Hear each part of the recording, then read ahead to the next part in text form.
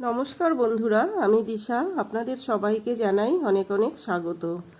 আজকে আমি রান্না করব আলু ফুলকপি দিয়ে আর মাছের পাতলা ঝোল। তো দেখুন, এখানে আমি 3 পিস আর মাছ নিয়েছি।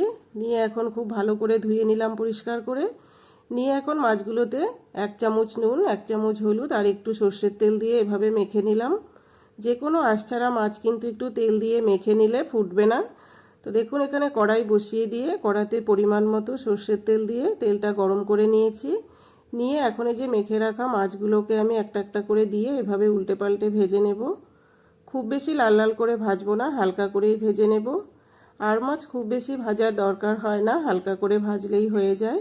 তো মাছ ভাজা হয়ে গেছে, তুলে নিলাম। এখন ওই তেলের মধ্যে দিয়ে দিলাম গোটা জিরে, একটা তেজপাতা দুভাগ করে দিয়েছি, আর একটা পেঁয়াজ কুচানো দিলাম। দিয়ে একটু নাড়াচাড়া করে ওর মধ্যে দিয়ে দিলাম 1 টুকরো আদা থেতো করে। পেঁয়াজ আদা খুব ভালো করে ভেজে নিয়ে এখন এর মধ্যে দিয়ে দেব ফুলকপি আর আলু।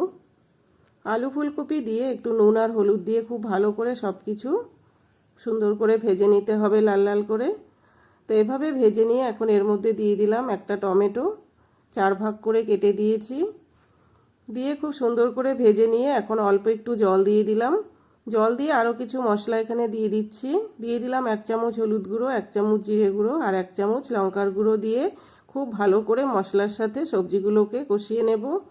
একদম লাল লাল করে ঠিক এভাবে কষিয়ে নিতে হবে। কষিয়ে নিয়ে এখন আমি এখানে পরিমাণ মতো জল দিয়ে দিচ্ছি।